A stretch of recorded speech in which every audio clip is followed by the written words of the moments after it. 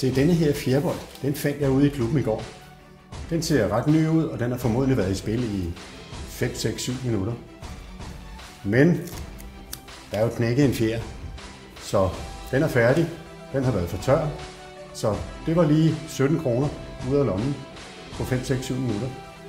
Denne her bold, den har været i spil i en halv time, men den har til gengæld været fugtet, og den er stadigvæk fuldt spilleklar, og den kan bruges igen. Hvordan fugter man sine bolde? Jo, man kan købe et fugtrør.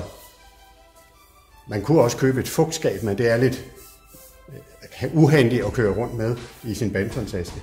Det her fugtrør har man fast i sin badmintontaske, og der skal man bare fugte svampen her, sådan cirka en gang om måneden. Og i den anden ende, der kan man holde øje med fugtigheden. Den er nu, som I kan se, 80%.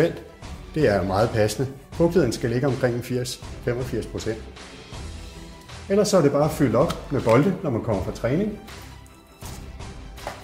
Typisk bruger man måske en enkelt eller 2 bolde, så det er bare at fylde op. Det tager 10 sekunder, og når bolden så kommer ud i den anden ende, jamen så er den klar til spil og har den rigtige fugtighed og holder meget længere.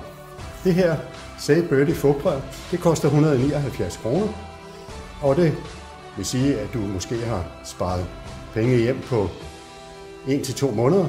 Resten af livet er bare en stor besparelse.